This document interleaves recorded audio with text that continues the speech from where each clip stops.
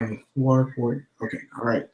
Hello, nerds around the world. Welcome to another episode of the Nerds United One podcast. I'm CMO, your host, and it's episode 64 of our show. And the topic of the tonight's show is top 10 supporting characters in superhero movies. And to do that, I have Mike Gill from Geek Style Podcast. Mike, what's going on, man? And not much. Glad to be back as usual. Great to be talking about some excellent supporting characters, as I feel like I'm a supporting character for you.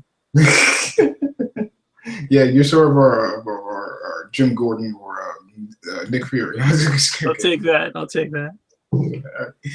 All right, yeah, like I said, we are discussing our top 10 favorite supporting characters in superhero films. And, I mean, these are we're discussing why we chose these characters, what qualities that made them stand out from other supporting characters. And I figured it'd be hard compiling a list or something, but it turns out it actually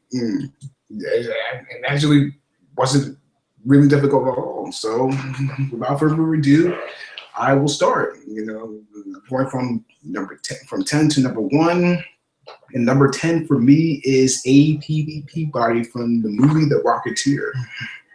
Ooh, nice one. I mean, yeah. Even though the Rocketeer is not like Superman, or like he has superpowers, or like he's not a rich billionaire like Batman. I mean, the character really relies on his instincts, to get himself out of the most dangerous of situations, and he has a PvP body to do that, and he's played to perfection by Alan Arkin. I mean, he's like a gearhead, and he's really much the antithesis of Doc Brown for Back to the Future. I mean, he is a whiz, when it comes to mechanics and stuff like that. But what makes Peabody stand out is that he has the wit and the deadpan, rather smart ass persona of the character. He's not really a bland character in the sense of how should I say this? Let's just say PV tells it like it is. I mean, especially he's got some great one-liners, especially with the whole thing with. I think one moment in that movie where when Cliff asked PV how does he look with the rocket on, he said like a hood ornament. That's like a great key aspect of the character, the separation from other characters in films like these. And I think he's vastly underrated. And in a vastly underrated movie.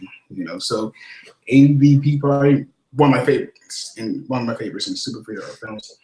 All right, Mike, what's number 10 on your list? The Rocketeer. That's such an underrated film. I love that film so much. Very underrated. My number 10 is Colonel Phillips from Captain America: The First Avenger, played by Tommy Lee Jones. I mean, he always had the little zingy one-liners, so he always had like very gruff persona on, but. I mean, there were moments that when you could tell he was being very gruff, but he had some emotions. So like when Cap came to him and asked him if he'd had to sign off on like Bucky's missing in action slip, and he tries to throw him off, but said, "Yeah, the name sounds familiar." So I mean, he always kind of took that line of being a comedic figure, but also being a very serious and very, very commanding figure. He knew when to play which side, and I thought that was great. Plus, I mean, at the end, when they're chasing after the Red Skull in the ship, and Cap has his final kiss with Peggy, and looks at Colonel, is like, "I ain't kissing you." That's Yeah. probably one of my favorite lines from that movie. Yeah, you can't. You don't get. You can't. How's it not? How's it impossible? I mean, how's it possible to not enjoy Tommy Lee Jones? Oh yeah, Dude's just great at it. Absolutely. he's always fun. He's always fun to watch. Oh yeah, absolutely, definitely. Can't get enough of him. All right, going on to number 9. Number 9 for me is Edna Mode from The Incredibles. Oh, I didn't even think of The Incredibles. Damn. You know, it was like, to me, The Incredibles is one of the best superhero movies ever made. You won't get any disagreement from me. Yeah, like I said, it has a wonderful story, dynamic screenplay, just is like great, and then great characters, great supporting characters, and none greater than Edna Mode.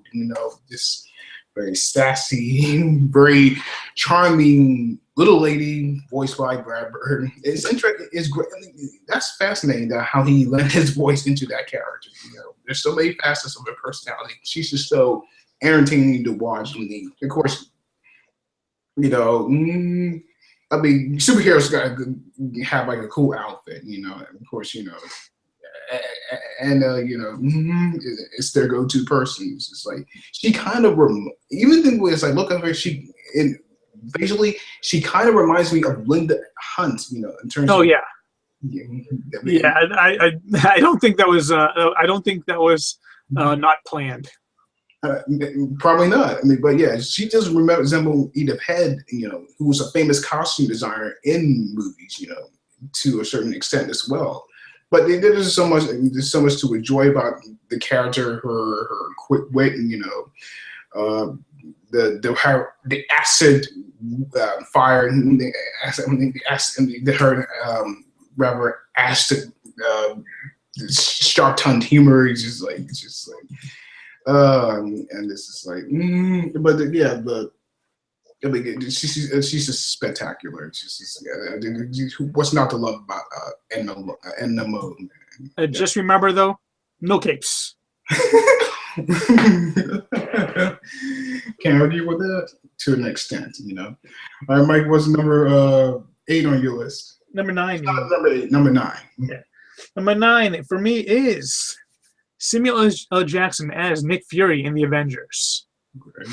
I mean, he's just that steadfast leader that pulls them all together. He's got his own secrets, but the one thing that he definitely shows throughout the entire movie is that he believes in these heroes, and he believes that they are the best force for solving the world's problem. At least that problem.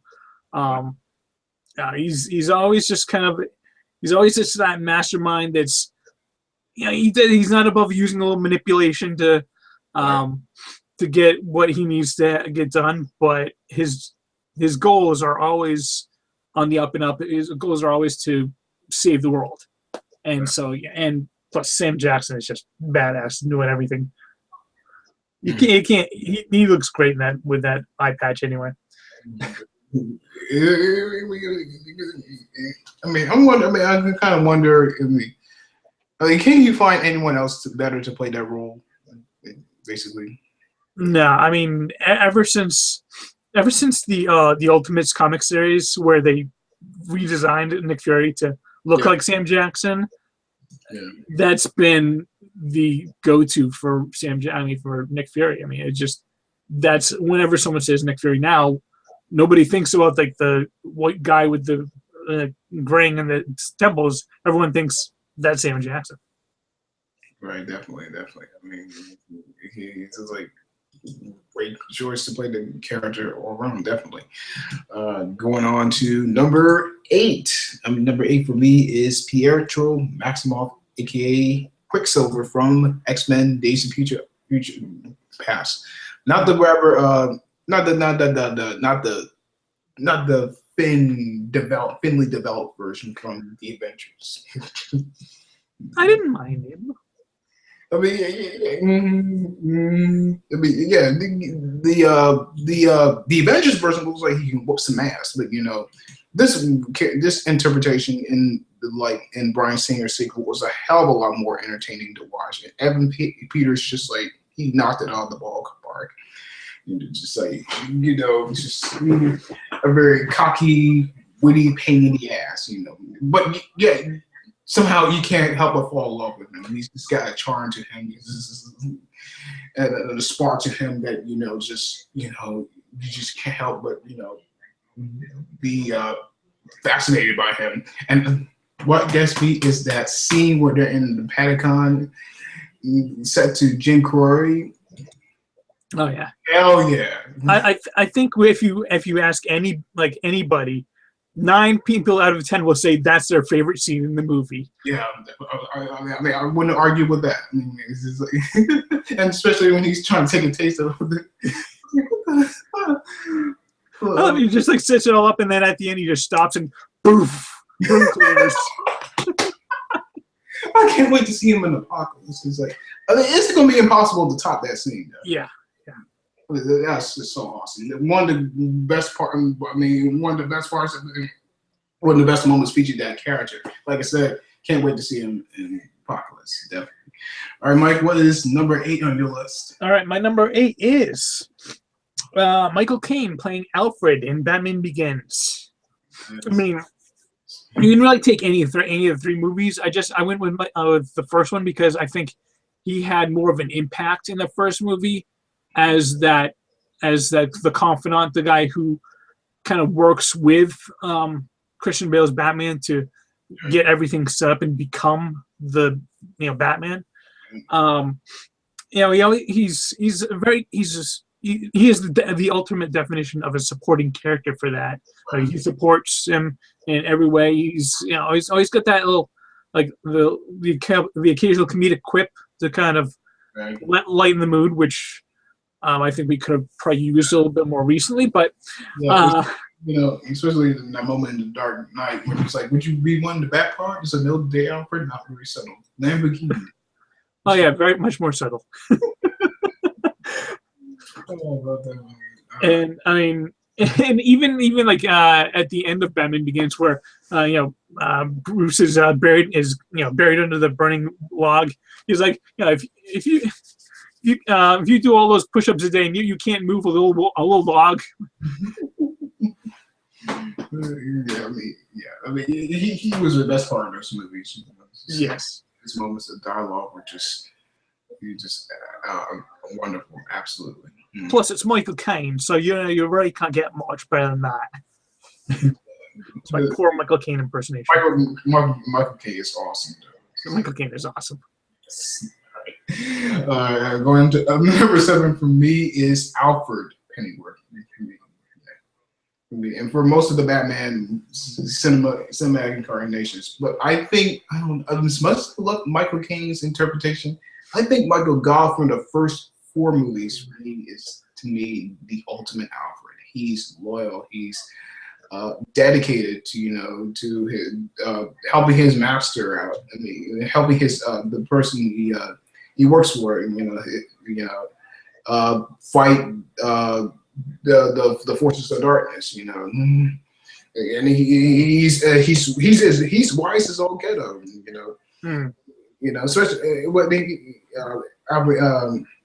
offering advice to Bruce about the way the world works, especially in that one scene.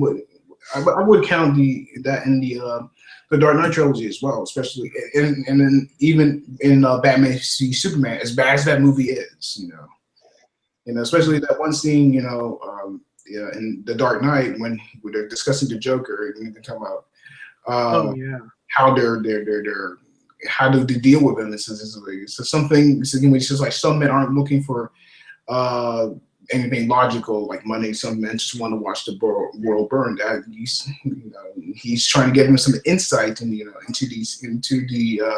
the various nemesis he confronts.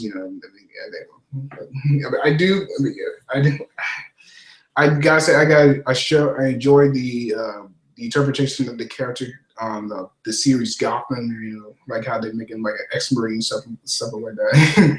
I mean, I would say Alfred is a little bit more tougher in recent incarnations of these stories. I agree. I mean, he isn't, I wouldn't say one-dimensional. I mean, I wouldn't say he's unconditionally loyal. I mean, he is loyal to Bruce, but he's sometimes, uh, he he doesn't hesitate giving me a piece of his mind about certain. Yeah. I mean, but nevertheless, he is, one of the best, and he's one. He's definitely one of the standouts in these films, especially in those older Batman movies. So, Alfred Bender for me at number 7. All right, Mike, what's number 7? My number 7 is Scarlett Johansson as the Black Widow in Captain America: Winter Soldier. I mean, she's definitely a supporting character in that because it's Cap's movie, but it's ScarJo as Black Widow. Sexy as all get her. Oh yeah, and plus, I mean, she's like showing off her spy training that it actually makes sense. I mean, like when they're in the mall trying to avoid the Shield operatives. Yeah. She's like, she's like, kiss me. Public affection makes people nervous. And it makes sense. I mean, if I see people kissing in the mall, I tend to like look away. I mean, it's true. I mean, yeah. Plus, she's sexy as all get out. I was kind of sad that they pulled her back for the final climax of the scene after she got wounded. I'm sure. I think there was probably something else going on.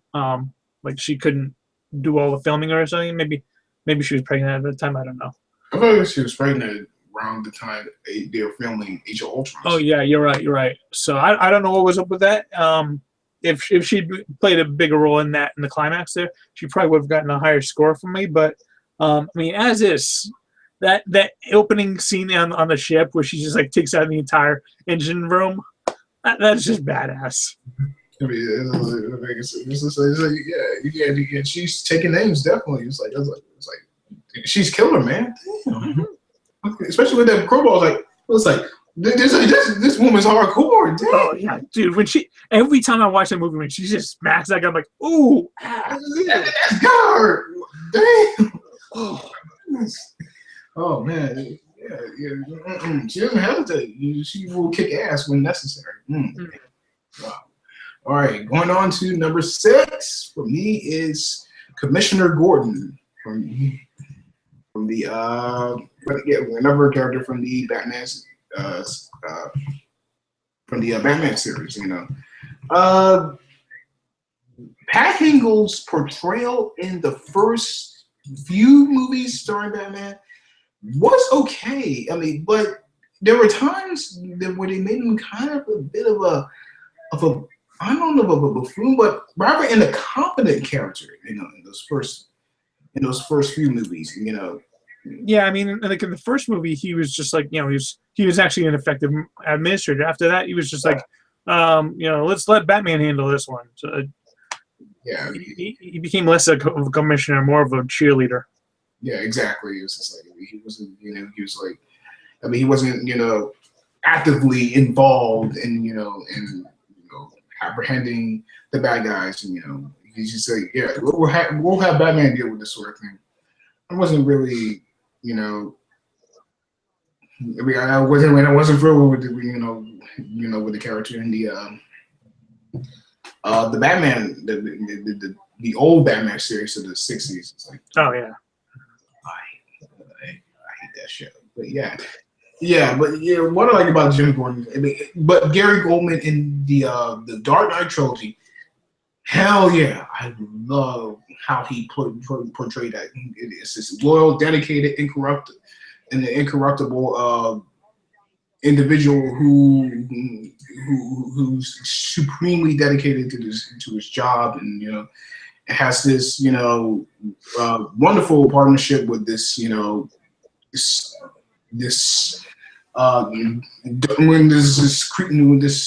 Kid Crusader, and it's interesting over the years, it kind of how it kind of offers this possible deniability because most incarnations he doesn't know who Batman is, You know. In fact, in a few issues of comics, he actively I think I read one issue where like Bruce was actually close to telling him, and he refused. He didn't want to hear it because he wanted to maintain that deniability. Right. Yeah, especially in the end of Dark Knight Rises, where he finally reveals to him the truth. It's like, I didn't have I didn't have a problem with it, you know. But it's always interesting to me. You know, it's always fascinating to me. I always wonder if they're actually going to go in that sort of direction, and when they make other Batman movies. But you know, but like I said, Gary Oldman, you know, in terms of portrayal, was fantastic. You know, he looks like Jim Gordon from the he truly looks like Jim Gordon for the comics. You know, like I said, I mean, there is times, you know, he doesn't, he's not sure what the methods that Batman takes when taking out criminals, but yeah, I like that he believes, you know, in him, and you know, like the mutual respect that they have towards each other. That's like one of the best. I think their relationship to me is one of the best, you know, in comics, I mean, without question. You know, and it's portrayed well in those 3 movies that Christopher Nolan played. You know, absolutely. Yeah, absolutely. Yeah. All right, Mike, what is number 7 on your list? My number 6, you mean? Not 7, number 6. Yeah. Okay. My number 6 is J.K. Simmons as J. Jonah Jameson. Cast from photo for picture Spider-Man. I mean, he wasn't a deep character. He wasn't like a great like supporting character, but every scene he was in, you just wanted more and more because he was just so damn funny to watch. I'm like, why didn't you cast him for the new Spider-Man? I mean, yeah, if you read the comics, that is J. Jonah Jameson, though. That's what J.K. Simmons gave us. I mean, it was perfect. It was spot on. And I mean, I really feel sorry for anyone they cast after that, because you're always going to be compared to the perfection that was J.K. Simmons' portrayal of J. Jonah Jameson. I mean, it's like kind of like how I am with Wolverine, you know, played by Hugh Jackman. It's like, is there anyone going to be better? Exactly. Everyone that comes after him was just going to be compared to him, and more than likely unfavorably so. I mean, I have no doubt. I mean, it's like, I'm pretty certain, with some, we play characters like these, in these types of stories, when somebody delivers an interpretation, that is just, just like people are just floored by, Yeah. I mean, I like Christopher Reeve's portrayal and George Reeve's portrayal of Superman, but it's gonna be hard to top. It's gonna be hard to top. You believe you want it could be topped, especially with a character like how with J. Jonah Jameson, how J.K. Simmons played him, but it's a tough act to follow. It really is. Yeah, and we have Colton joining us. Colton, what's going on, man? Colton. Hey, Chris. I'm still kind of reeling from Carolina's heartbreaking loss yesterday, so please. Carolina sucks. I'm just kidding. Never say that, okay? Now, please excuse me if I seem a little dour right now. I try to get. I have some things resembling a list. Like, what number are you guys up to right now? Well, we just did 6. Mm-hmm. I mean, if you don't have to do top 10, Colton. I mean, you can do top 5. Well, it's not really much of a top 10. It's mostly like the ones I could think of, and like right now, I think the only ones that are actually in a proper order are my numbers 10, 9, 2, and 1. Okay. So I'll give you my. So you want me to do what I have so far down to 6? I mean, yeah, you can do it. Okay. Right. Well, at number 10, this is top 10 supporting characters in superhero movies. Mm-hmm. Yeah. At number 10, I have J. Jonah Jameson from the Sam Raimi Spider-Man trilogy.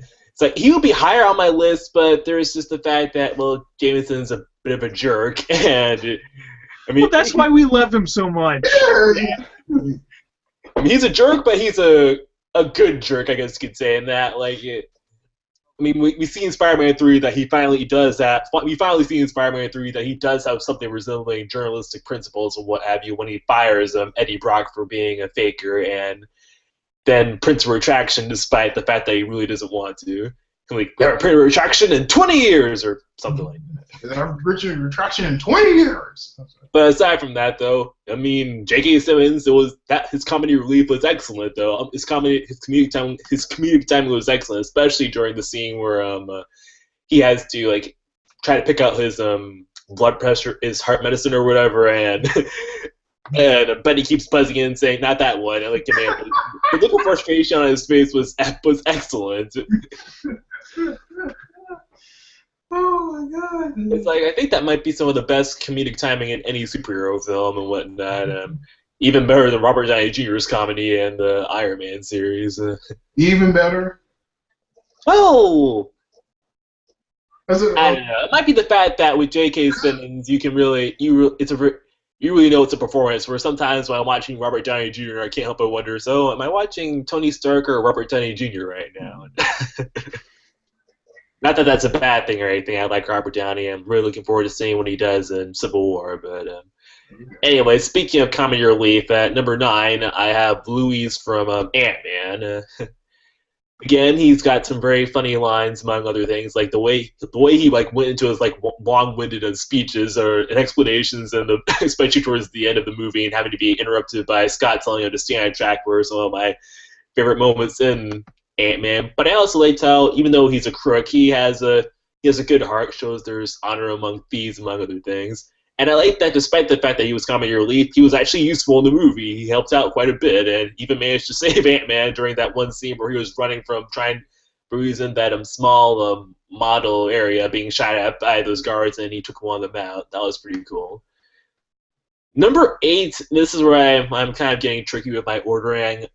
I have Bucky Barnes. I couldn't decide if I want Bucky to be higher on the list or lower, but I decided to have him at 8 because we haven't really seen a whole lot of him. We've only gotten he had a fair amount of screen time in the first Avenger, but he was also captured for a good chunk of it, and then he was absent from the climax, and then Sebastian Stan was mostly doing a silent performance in The Winter Soldier. But he's still a good character though. I like how he looks like your typical conventional soldier, pretty boy, someone that's pretty good, that's obviously good in a fight, but we also see that, he has a good heart, and his friendship with Steve, what little we see of it, it's pretty good. And they're with each other until the end of the line and what have you. And Who coming in, Bucky? What? Who the hell is Bucky? Oh boy, Bucky. And I'm really looking forward to seeing what they do with their friendship in Civil War. That looks like it's going to be some of their best chemistry between the actors yet. Like he's saying, your mom's name is Sarah. I used to wear newspapers on your as shoes or something like that. I really like Sebastian Stan. I haven't seen him in a whole lot, but he's been doing a very good job, I think, as Bucky Barnes with the little he's been given to work with. Well, he has a lot to work with, just not a whole lot of screen time. You know what I mean. Right. Number 7 is Pepper Potts. She might be one of my what? Interesting. I forgot about Pepper Potts. Mm-hmm. I like Pepper because up until Iron Man 3, she held the record for the longest. She had probably the longest record of being a love interest that didn't not getting captured in a superhero movie, managing to make it to the 3rd film. Or does she remind me of Willie Scott from Temple of Doom or something like that? No, absolutely not. No, she is nowhere near that whiny. Especially you probably whine too if you had Tony Stark as a boyfriend, though. But it's just like that scene where they're at the Grand Prix, they're being tapped by Wilkes, but she's like, "Oh, you're mine." It's like, take a chill pill. God. Well, to be fair, she was being attacked by a madman with killer whips and what have you. So is it possible to just keep calm for her to keep calm in that kind of situation? I don't know. I like her, all right. I mean, she clearly doesn't take Tony's crap and whatnot, but they do have a good chemistry together with one another, I think. And like, she seems like the kind of person that Tony would fall for, and it's something bad, and I would really feel bad if something happened to her in this franchise, and I'm really hoping nothing does, because, well, she's good, and plus she's being played by Gwyneth Paltrow, so that's also another plus. Someone tell her to keep calm and carry on. And my next number 6 is James Rhodes, aka War Machine. And despite the whole Terrence Howard Don Cheadle thing, I really like him because he's again another character that, despite the fact that he has Tony as a friend, he's not afraid to call him out when he's acting like a total prick, especially in Iron Man 2 when he just walks down to Tony's base, puts on his armor, and then he's like, "I'm gonna say this once, leave now," to all the partygoers, and then proceeds to kick Iron Man's butt and what have you. That was pretty cool. But I also love how it's like one issue I've sort of had with Rhodes is that they haven't really explored him being a soldier that's a superhero. But the few times we do, I think it's been interesting, I guess you could say. And I'm sorry if I'm kind of rambling here with my like. No, you're not rambling at all. You can tell I wasn't really prepared. But speaking of Rhodes, he better not die in Civil War. That's all I have to say. He has a very likable presence, I'll say that much. And I think one of my favorite moments with him was in Civil War when he was trying to tell that story about how he dropped a tank in front of a dictator or something. Like, he's like, "Boom! You looking for this?" And everyone's just like, "Yes." And the Avengers are like, "Yeah." So he tells it to a bunch of random civilians, and they're all impressed. And just don't ask him what his password is. War Machine rocks with an X, all caps. Well, that's him. That's a better name than Iron Patriot. Apparently, he's being rebranded as Warhammer in Civil War. Is that what it is? Warhammer? I mean, I don't know for sure, but I've heard that might be a new name for him. Hell, it sounds like some punk rock, musician names. Ladies and gentlemen, I present to you Warhammer! There's one thing I do like about Don Cheadle is the fact that he clearly looks like someone that can carry his own weight, but also doesn't look like somebody that would steal Robert Downey Jr.'s thunder compared to Terrence Howard. Though I do like to wonder why Terrence Howard didn't want to come back for the next movie. It's like, okay, you aren't being paid as much, but I mean, you get to be a superhero for crying out loud. That's awesome. I'd be in a superhero movie for free, honestly, if I was ever offered a chance, Anyway, those are my first 6. Okay, all right. Going on, so continue on to the list. My list. Going on number 5 is Nick Fury from the Marvel movies. This character was brilliantly played by Samuel Jackson. He is a steadfast, dynamic, brave leader, and he's badass as all get out. So definitely, and he's wonderfully portrayed by Samuel L. Jackson. Yeah, like Mike said, he's not above reproach. He just gets his hands dirty, but he's doing it for the right reasons. There is some gray areas he goes into, but like I said, he's trying to, what he does in bringing the Avengers, together and trying to bring the superhero team together shows how much he believes in them, how much he has faith in that. Yeah, they can be a tremendous force for good in the world. Like I said, you might necessarily agree with them, but what he does, he has to contend. It's what's the necessary choice, and getting them all together in this definitely. Yeah, his role has been somewhat minimalized in the previous, but it was nevertheless he was nevertheless the fact that he was still the badass Nick Fury, you see, and he was still his badass self like he was in previous movies, definitely. All right, Mike, what is number 5 on your list? wonder if Nick Fury's going to be in Civil War at all. Probably not. Probably not. Yeah. Kind of hope he is, but wouldn't be surprised if he isn't. Anyway, my number 5 is Colossus from Deadpool. I mean, he was just this perfect counterpoint to Deadpool's wackiness. He was just this stern, always towing the line, always on the up and up, always hoping for Deadpool to be much more righteous than he actually is. Always trying to lead his ward of Negasonic Teenage Warhead in the right path, getting her to do the right thing. But I mean, that all being said, he gets put in the most wacky situations. I mean, like him having to ride in the backseat of the taxi, so crunched down, and then like being completely decked out by Angel Dust, and then their whole fight, and having to block off her when her breast gets exposed. She's like, "Oh, that's so sweet, thanks." Bam! And then, of course, there's the ultimate spoiler if anybody hasn't seen Deadpool, which why not? When Deadpool kills Ajax, he just throws up. He can't handle it. He's like, why? It's just, I mean, it's so perfectly encapsulates that character because he is the goody two shoes that Deadpool. He always likes to just kind of push the buttons of. And plus, I mean, it was the most perfect Colossus, comic exact Colossus we've gotten in any of the X-Men movies so far. So, I love that. I love that Colossus so much. Oh, that's hilarious. This is no, wait, that's not Frank.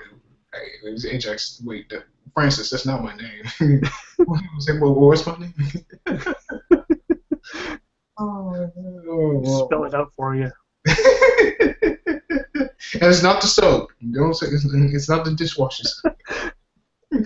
Oh man, I can't wait to buy that movie when it comes out. The best thing about that little 4 or 5 moment speech from Colossus is I saw the movie a second time, and when I saw it the second time, I noticed that Francis, he actually rolled his eyes during Colossus' speech as if he was saying, "Okay, can you just shoot me now?" It's like, I don't care, just kill me. I'm done. I don't want to hear this anymore.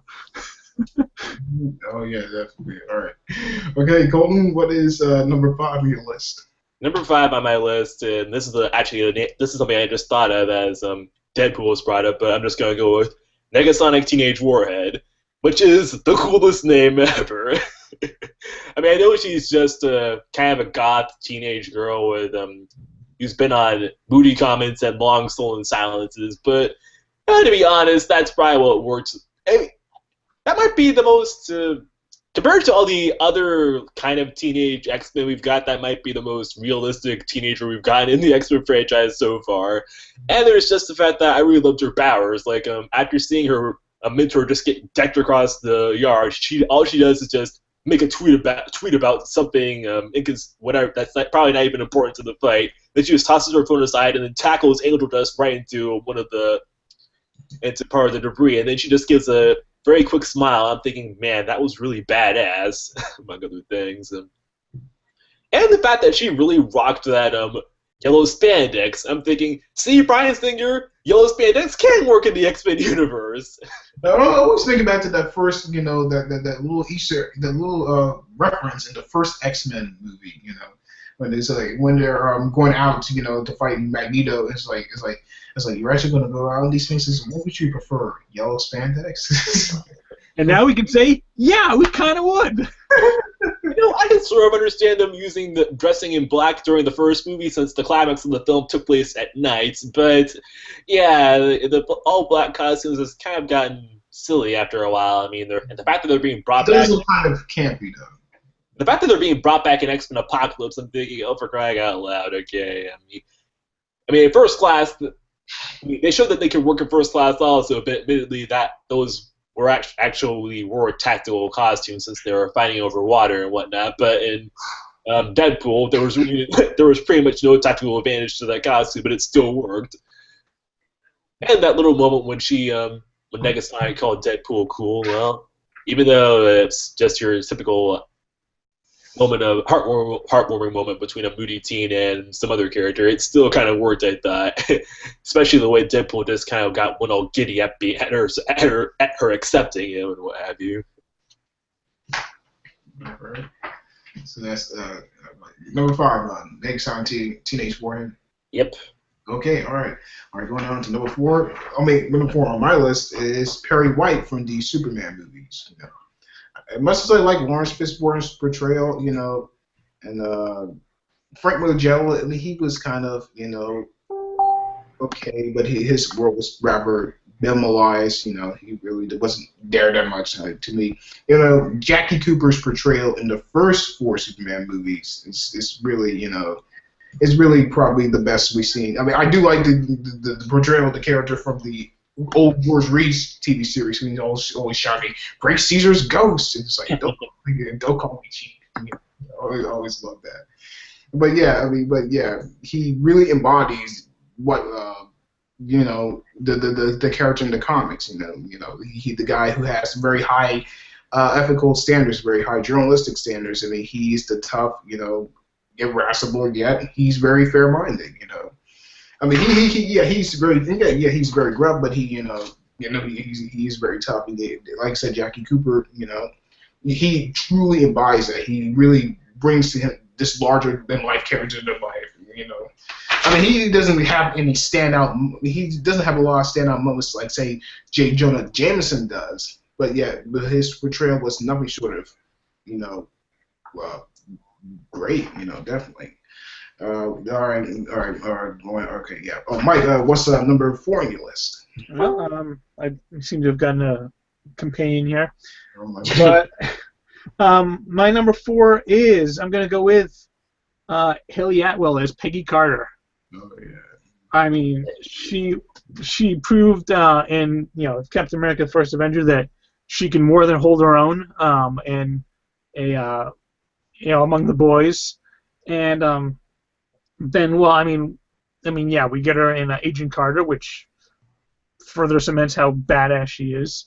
Mm-hmm. But you know, even the scene in The Winter Soldier, you know, that small scene, it's a very small scene, but it's touching because, you know, it just shows how far apart like the ages really come.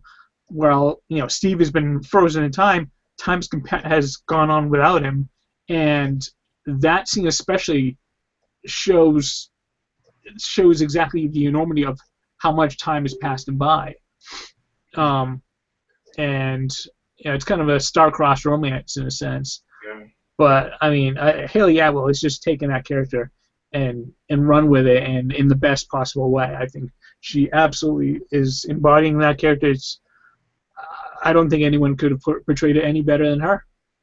Yeah, I mean, it looked like when the first Avenger came out, it looked like Peggy was going to be kind of just the token female, but she's really taken the character far since then. And the fact that we learned that she had Alzheimer's in Winter Soldier, I did not see that coming. It was heavy. And someone pointed out that like in a franchise where people can like come back from like some of the most horrific injuries and what have you, we then have Peggy who is suffering from Alzheimer's, and no one can do anything about it. There's also the harsher in hindsight fact that, well, her legacy was kind of a sham, with Hydra being Shield since the beginning. Though thankfully they've saved it since then. Thanks for reminding us of that. What'd you say? Oh, nothing. That's just reading something. In the meantime, why don't you give us number 3 on your list? You mean 4? Number 4. Oh my goodness. Yeah, I had a hard time trying to figure out what I was going to have for number 4. It was a toss-up between Howard Stark, Nick Fury, and Agent Coulson. But I'm gonna give it to Agent Coulson.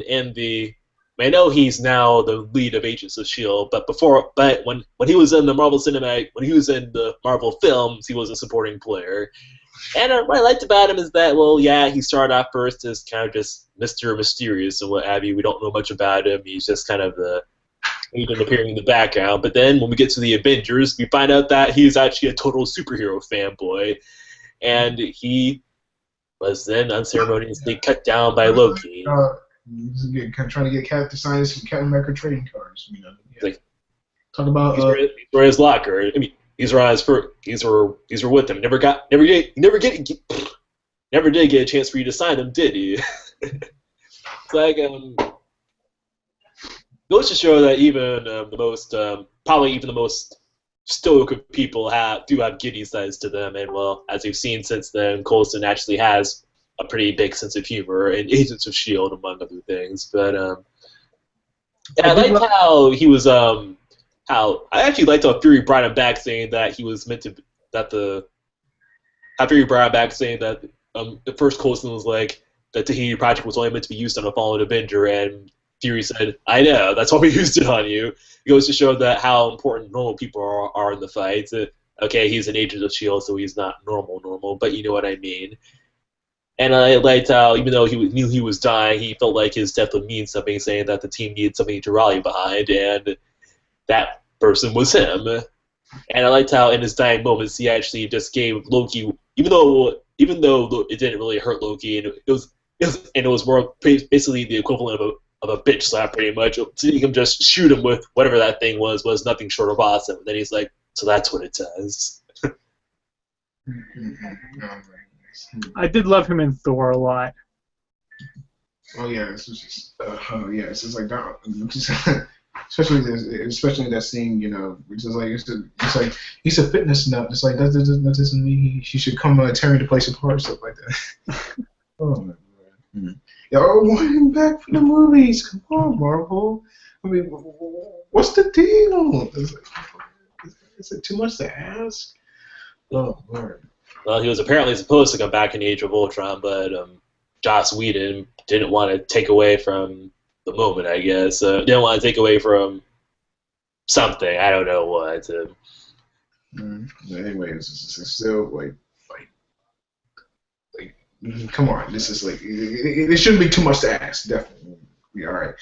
Going on to number 3. All right, number 3 for me is J. Jonah Jameson from the Sam Raimi Spider-Man trilogy. Yeah, you know, used to say J.K. Simmons, what he did was gold, and it's going to be hard to, you know, live up to what he did, you know, in this movie. It's just like, he's very much gruff, you know, and with, you know, how it's cigar chomping and stubborn and, you know, rather rather obnoxious, you know. And from a humorous point of view, he does have integrity to him. You know, if it's disdain for Spider-Man, you know? Especially those because, you know, there's some standout moments, especially in the first Spider-Man. He's like, when they're trying to get a picture, he's like, oh, was he shy? Was he getting a picture of Julie Robertson in thongs? He's going to get a picture of this weirdo. Or the never great one. It's like, and then Parker, and it's like Spider-Man 2 is Parker. I don't tell you to be a sensitive artist. I'm telling you because the Psycho Spider-Man will post for you. Turn the whole city against him. And it's like, I'm fact I'm very proud of, you know. Or especially in that at the end, it's like when he's like saying Spider-Man away. It's like Spider-Man was a hero. I couldn't see it. It's like he was a thief, a criminal. He stole my suit. I want a warm calling his prosecutor. Well, I'm strung up by his webs. I want Spider-Man.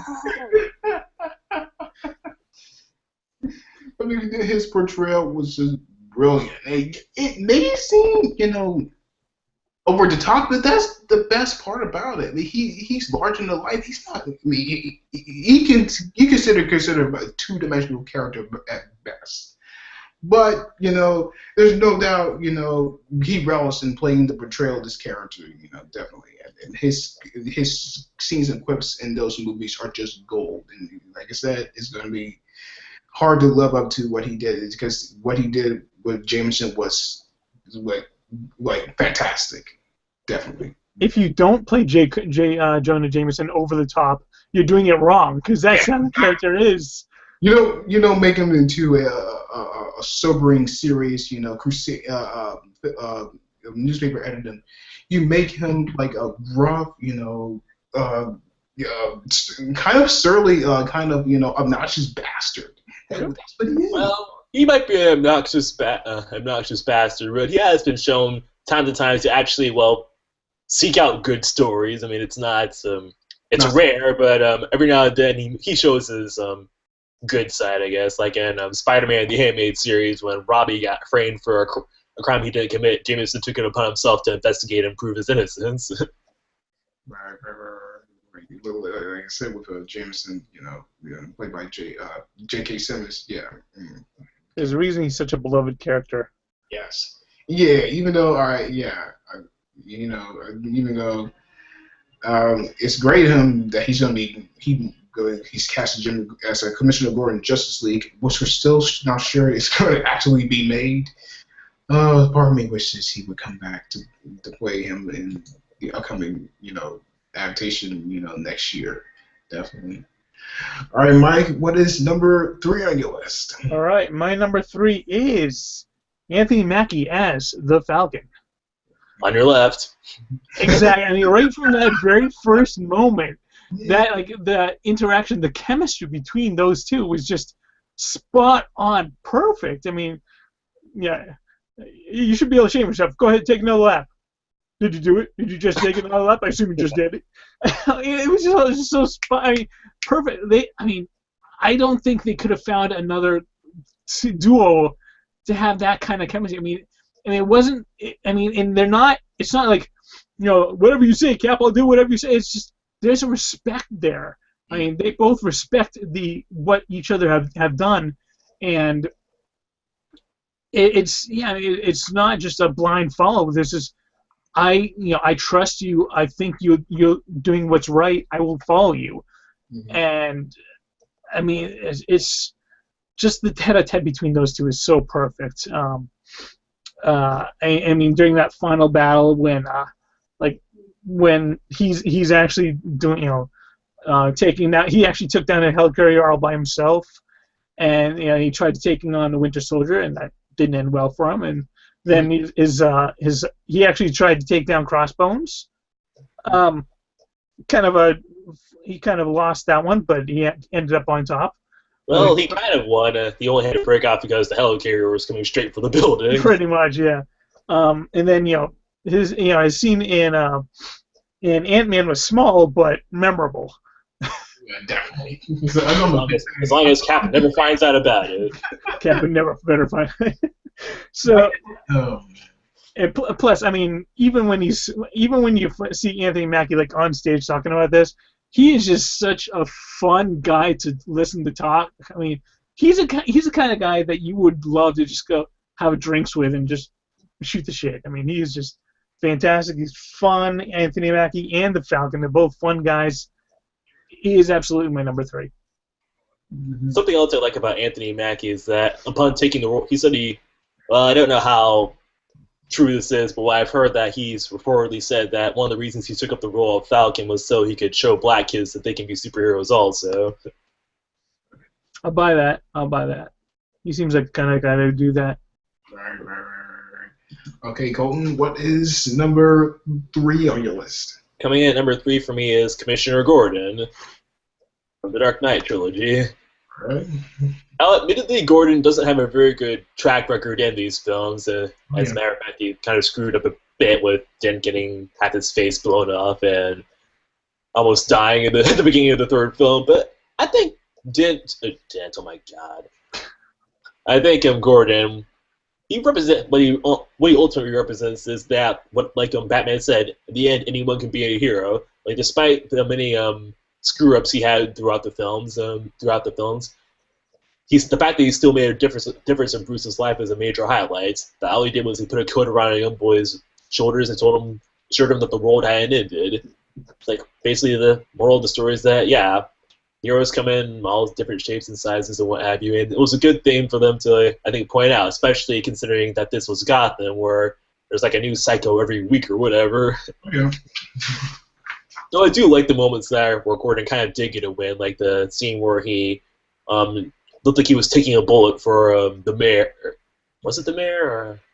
Yeah, it looked like he was taking a bullet for the mayor, and then it's like, hey, he's dead and what have you, but nope, it turns out this was part of a sting operation. When he showed up, put a gun to the Joker's head, I'm thinking, man, that was pretty cool. Mm-hmm. And when he got promoted to commissioner, I gave a small round of applause for him also. I think there was actually a scene in the first movie where he briefly got to drive the Batmobile. That was pretty awesome, among other things. Mm-hmm. And of course, there's Gary Oldman's portrayal of the character. And you really bought that he wanted to do the right thing, and he was always so desperate. It really bought that he was desperate to want to do the right thing, and could feel his frustration when things didn't go right. Like during the climax of The Dark Knight, where he's telling Batman that they can't wait, but in the end, he decides to give him just a little bit of time to do his thing. Too bad it didn't work out, but you know what I mean. Definitely. Yeah. One thing about the Dark Knight movie, the sequel, of course, with the Joker, my mom thinks it's overrated. It's like, nah. Yeah, so I'm like myself, how could you? Dark Knight is brilliant. The whole trilogy of films is brilliant. When they faked Commissioner Gordon's death, I fully 100% bought it. I thought they actually killed him off, and so when he actually came back later on, I was like, oh. I love that. I think when I saw that, the theater was like up in arms. It's like got rapturous applause during that. That whole moment when he finally catches the Joker. He's like, yes. Man, DC's pulling off fake out deaths before Marvel made it cool. Touche. Yeah, definitely. Okay, all right. I think one of my favorite scenes from The Dark Knight is probably that interrogation scene where Bruce starts throwing the Joker around, and all he does is just laugh maniacally. He's like, "You have nothing to threaten me with," and I really bought it in that instance. It's like, no matter how scary and threatening Batman can be, the Joker is just that one kind of person that can't be threatened, he can't be reasoned with or bargained with. Like a Terminator, he's just that resilient and what have you, which is what makes him really all the more scary. Can't wait to see what the Killing Joke is like when it comes out. Oh yeah. Oh man, Mark Hamill. He always sounded awesome. He's always been awesome, but yeah, this could be his best performance as Joker. Yeah. Oh man. Can't wait to check that out, man. Yeah, I have to laugh at all the times Mark Hamill was like, "Yeah, I'm through voicing the Joker." Like, did you get the Killing Joke? I'm so there. All right, awesome. Okay, all right, going on to number two. Number two for me is Peggy Carter from the Marvel Cinematic Universe. Played to a T by Haley Atwell. I love how this character's portrayal. She's fierce, strong, and brave. And she's just she's just an incredibly dynamic character. It's just like, it's just you can't help but love this character. How she pushed herself in the middle of danger. It's just like this. It's like, this broad is tough. Definitely. And like I said, Haley Atwell, she is just fantastic. She's just she's just note perfect. Especially in the Agent Carter series. She's very tough. And resilient as all get out. She has her moments of vulnerability. She doesn't, she isn't, in certain situations, she just doesn't like try to brush things off. She just, she has trouble dealing with, the various dangerous situations she is placed in.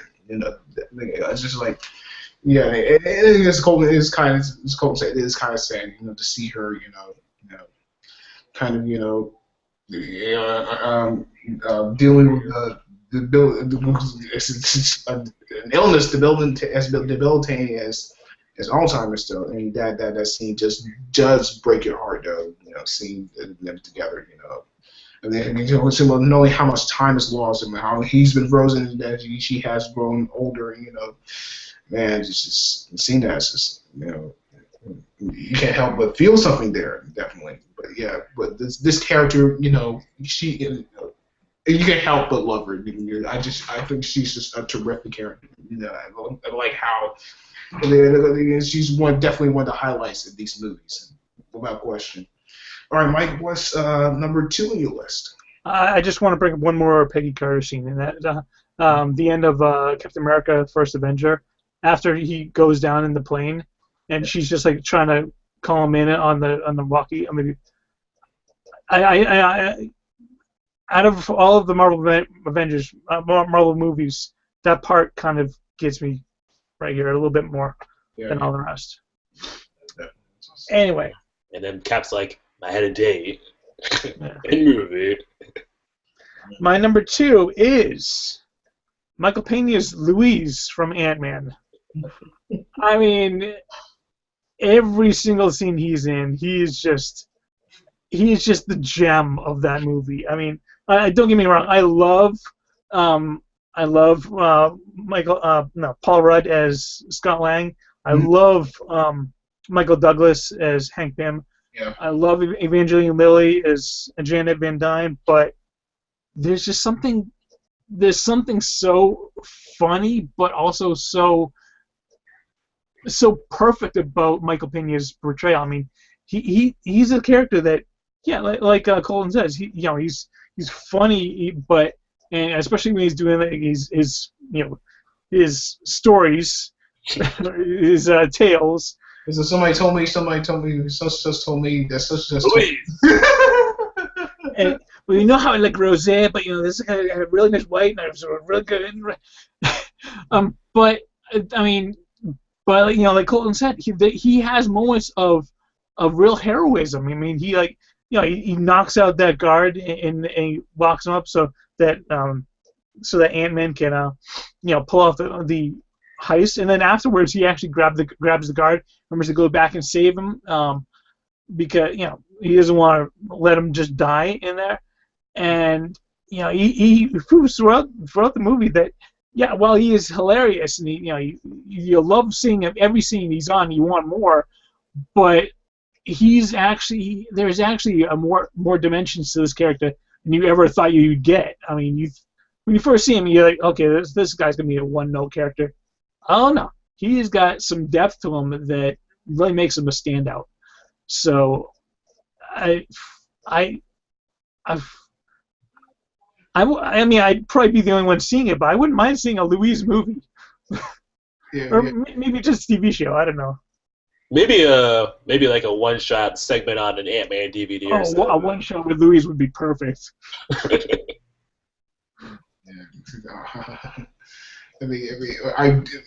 Some part of me tells me they may not bring him back for the sequel, but I think they have to. I think there's been so much positive buzz for him. Oh my God! Yeah, you can't help but be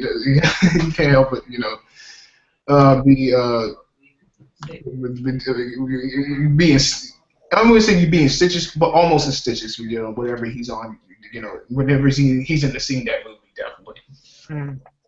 Okay, all right, Colton. What is? Sorry. Go on. What is number 2 on your list? Before I say that, a funny thing about Louise is that when I was reading some of the reception to Ant-Man, one of the critics said that Michael Pena's casting as Louise shows a very good thing about being open to diverse casting and what have you. Because I can't think of anyone else that could have done some of Pena's more funnier moments, like his long-winded speeches, and not had them sound silly. I mean, they sounded silly, but I mean, he made them sound natural to the character and not forced. But anyway, number 2 on my list is Alfred from the Dark Knight trilogy. I mean, he's played by Michael Caine. I mean, what else needs to be said? He could be in a terrible Jaws movie and he'd still be awesome. No, wait, he was. No, he's played by Michael Caine. Yeah. Anyway, he was in Jaws: The Revenge. In case you didn't get that joke I said about him being awesome in a terrible Jaws film. But anyway, like I said, he's played by Michael Caine. I'm not pronouncing it like that. He played by Michael Caine, so obviously we're gonna get a good performance out of it. And I really just love the way even though he's trying to be a very good parental figure for Bruce, and he does have his limits. However, like in The Dark Knight Rises, he pretty much just tells Bruce that he's had it, and you honestly can't blame the guy. I mean, Bruce has been kind of destroying himself for these past few years, and then he's like, "I won't bury you. I've buried enough members of the Wayne family." And you have to remember, and you have to start. That kind of makes you stop and realize that this Bruce's life as Batman, that Scott has to have been hard on Alfred also, you know, and it's like I love you, but I can't take it anymore. I love you, but I really can't handle it anymore, you know, and then he just straight up leaves. Well, also because did Bruce kick him out? I can't remember fully. But I also loved how he told him that tale he had about how he was always hoping that there would be some day where he'd look up and see that Bruce had settled down, and he may or may not have gotten that wish at the end of The Dark Knight, depending on how you interpret that. The Dark Knight Rises, depending on how you interpret that scene, among other things. And of course, like several of the other people on this list, he does get in some brief moments of comedy every now and then. Like Harvey Dent says, she has any psycho ex-boyfriends that you know about? He's like, you have no idea. I mean, yeah, just very good comment, really good comedic timing from him right there. It's like, who would have expected a butler of all people to be a really compelling character? Yeah. Who doesn't love Alfred?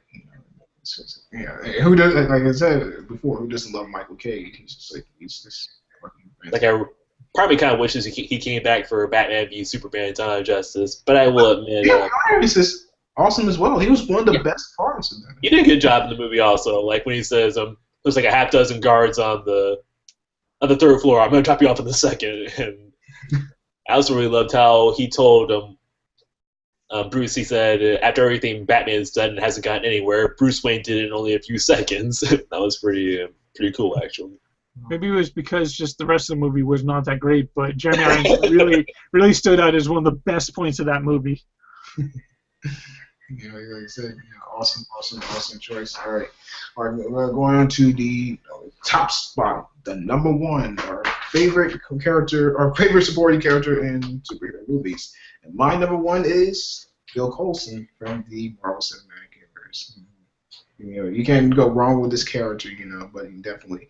What I like about Coulson is he's an everyman. I mean, he's just an ordinary guy, but yet he can be. There's this part of him that is just so dangerous and badass, and it's just definitely. It's like in Clark Gregg, you can't find a person playing these films. He is sort of like our. He's sort of like us, and to a certain extent, he's like this ordinary guy seeing all these larger than life heroes, and he along with Nick Fury has to be the one to bring them together. And one of my favorite things about Coulson is that he is a Captain America fanboy. Especially he's very it's just like he's just you see much of his human side, especially the sequence on the Quinjet, and it's honor. It's just a huge honor to have you on board. It's like when you sign my Captain America trading cards. It's like dear Mint. It's like that's just great. Definitely. It was kind of a heartbreaker when you saw him impaled by Loki in the Avengers. I was like Loki, you bastard. But they did bring him back in Agents of S.H.I.E.L.D., and they equally expanded on the character, brought him in unexpected areas. Definitely. I mean, definitely one of the best things about these movies is this character, no doubt about it, and he's truly, a wonderful character, without question. Interesting thing about Coulson, I had actually heard that in Iron Man, he was actually supposed to be killed off by Ironmonger in the last scene, but during the test screenings, that character was just so beloved that they kept him around, and look where he ended up. Oh yeah, son of Cole, everybody. When he said he was like leaving to go on assignment in Iron Man 2, I thought that was gonna be the last we'd ever see of him. I'm thinking, I'm gonna miss this character. I mean, admittedly, in Iron Man 2, we really didn't know much about Coulson, but something about that I felt kind of bummed that we might not see the guy again or whatever. And then you stuck around for the after credits sequence. Yep. You can't not stick around for an after credits sequence, people. Well, admittedly, Joss Whedon did betray us in Age of Ultron, but well, he says his reasons that he did think he could top the shawarma scene, but whatever. All right. Okay. one other quick thing about Coulson. When I was on YouTube watching Coulson's death, one of the comments pointed out that when Coulson said he was dying and Nick Fury said not an option, one of the comments said, when Nick Fury tells you dying isn't an option, it's not an option! Fair enough. All right, great. All right, Mike. What is number 1 on your list? All right, my number 1 is Vanessa, played by Morena Baccarin in Deadpool. I mean, I was kind of tossing up whether or not she's a supporting character or a female lead, but I don't think she's in the movie enough to be really a female lead. But I mean, the weird thing is, I mean, Deadpool without that romantic subplot is a good movie. It's a funny movie. But what makes it really great is the fact that Wade Wilson and Vanessa have this relationship, and you completely 100% buy it. I mean, their chemistry is just off the charts, and every scene they're together, you see their relationship progress, and you're like, I understand this relationship is actually effective and it works. It's the best relationship in any comic book movie, and it's what elevates that movie from being a really good movie to being a really freaking great movie. And no small part to Morena Baccarin's portrayal of her. I mean, she could have been like a one-note character, but no, she's almost as messed up as Wade Wilson. When they say, you're crazy and my crazy, they fit together, that is absolutely 100% true. And I don't think that movie would have worked as well without her. And I don't think that movie would have worked as well without Morena Baccarin's perfect casting. So, I mean, the very fact that I thought she was a female lead shows how important that character is to Deadpool, and I really, really, really hope they bring her back for Deadpool 2. They can't not bring her back. I mean, it just wouldn't feel right. I mean, I'm sure there have been in superhero movies where like the love interest couldn't cut it or whatever, but I mean, like you said, she's as messed up as Wade, so she arguably made the movie better for me. She's just a wonderful presence in that. The fact that like one of her last lines is, after many, many drinks, it's a face I'd be proud to sit on. that is the perfect line to end with for her, because it encapsulates everything about her. Yeah, just as much stuff as this. Oh my God. Yeah. The funny thing about their relationship is the fact that most of it is just them having sex and what have you, but when it comes down to it, though, you actually do really get the feeling that they actually do care about one another. Yeah. And, it's funny how, for a black comedy parody of the superhero genre, this might be one of the most effective relationships. Exactly. Yeah. I can't hear the term National Women's Day without wincing a little bit. Oh, boy. But I will say, even though that was funny, I still think my favorite part of that sex montage was Happy Lent. Oh, yeah. And they're just both sitting there, like, Happy Lent. Oh, yeah. Like, I know it's a Catholic thing, and not people that are Catholic might not get it, but yeah, that was probably one of my funniest parts of the film. I'm thinking, at first when they're sitting there, he's saying Happy Lent, I'm thinking, why is he saying Happy? Oh. Okay. That's a pretty. That's one of my favorite things about Deadpool is that it wasn't just like jokes about sex and cursing and whatnot. There was actually some pretty clever writing in it. Oh yeah.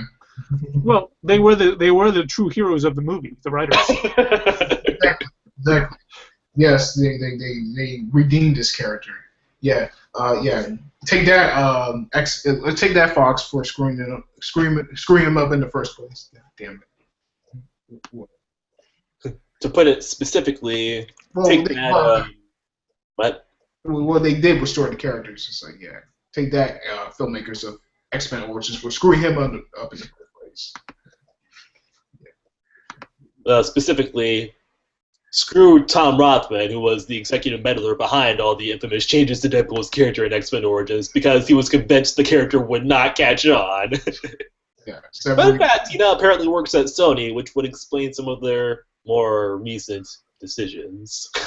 Yeah, character won't catch on. Yeah, well, I think 150 million opening weekend kind of proves that maybe it can.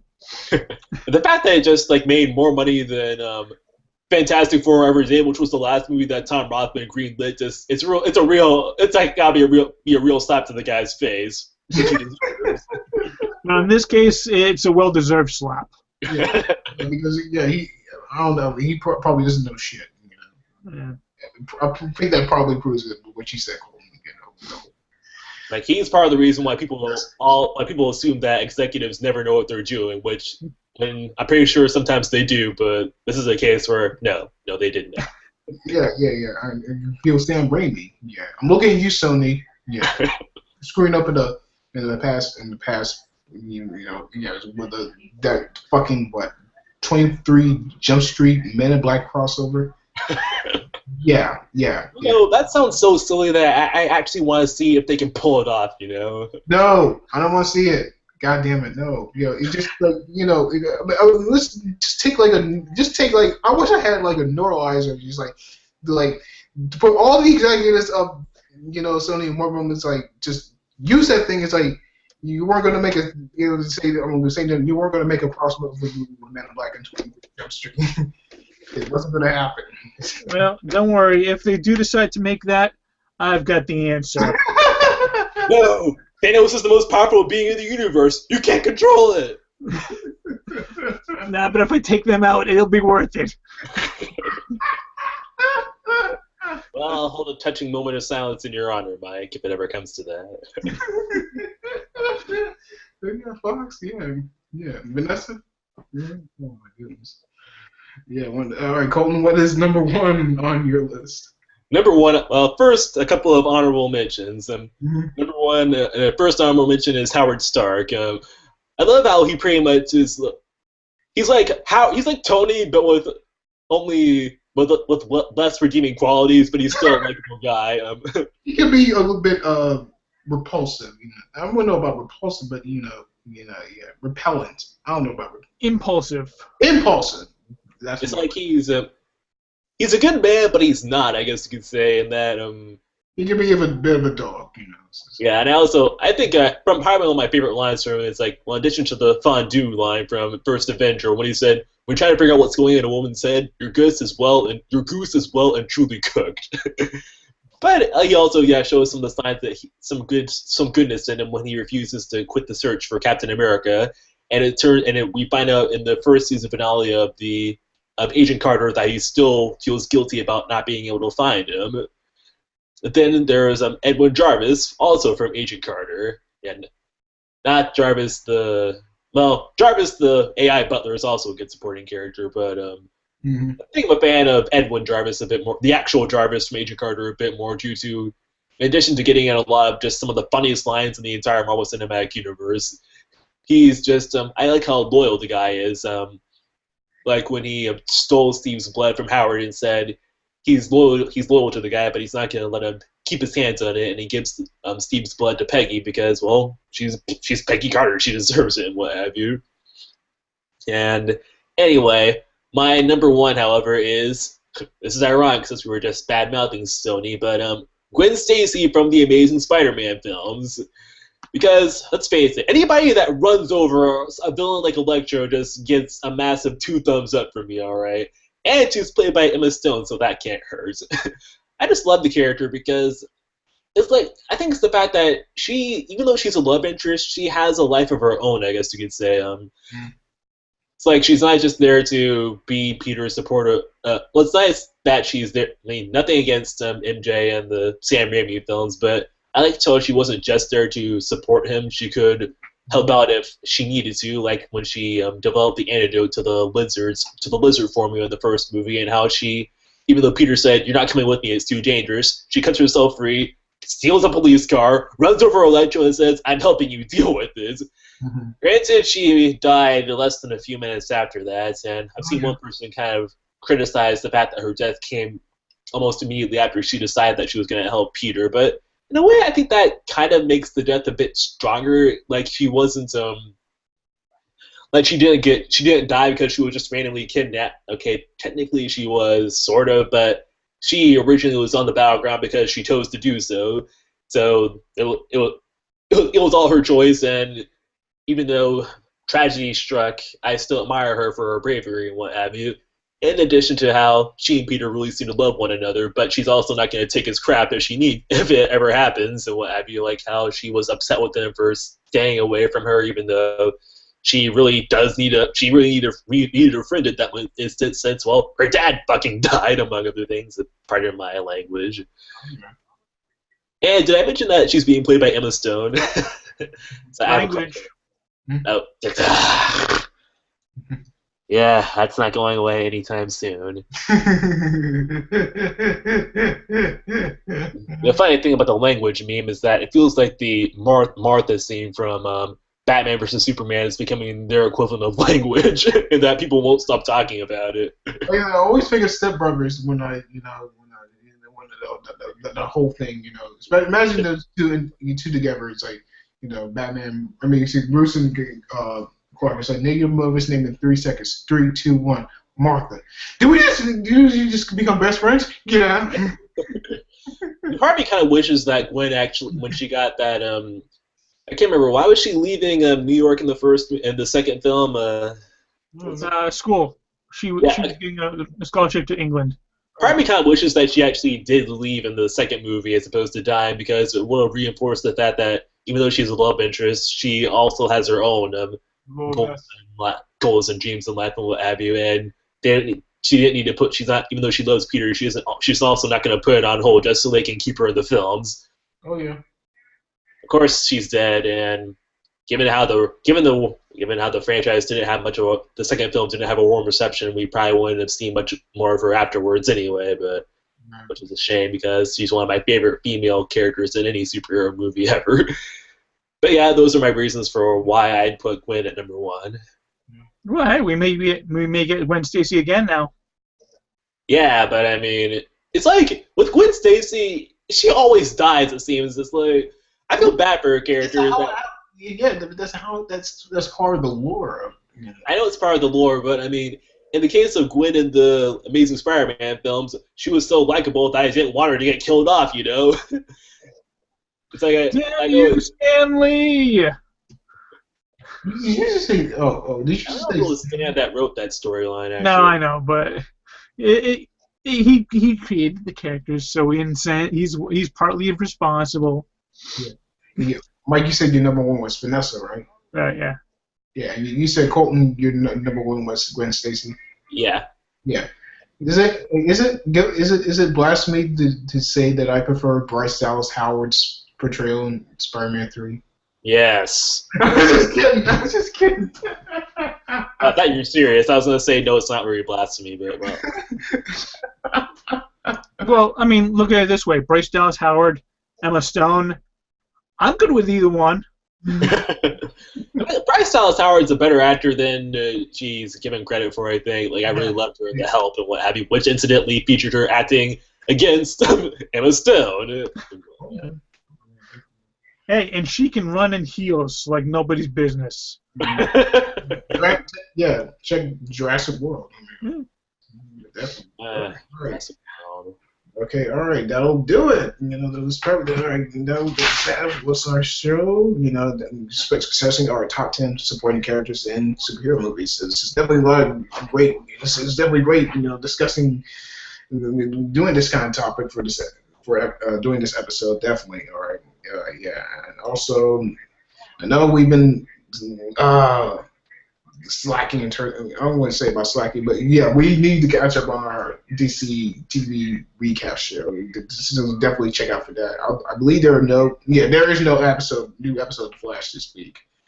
But but we will get on top of that.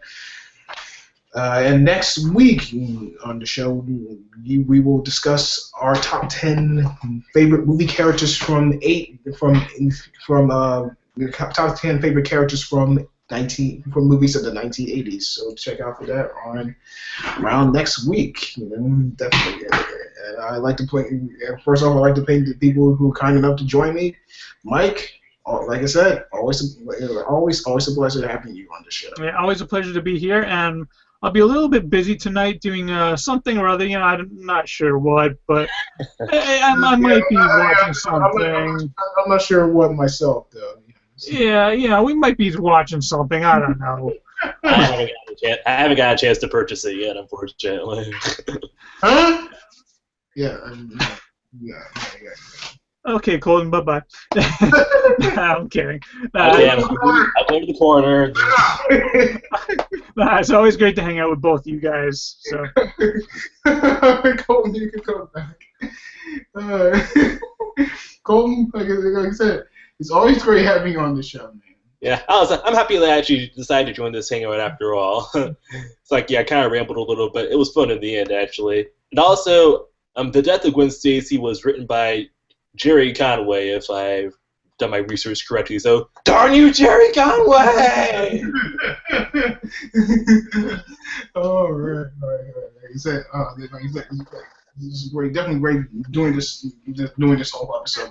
Like I said, next Monday, check out our show. It will be top 10 characters from movies of the 1980s. So make sure to check out for that.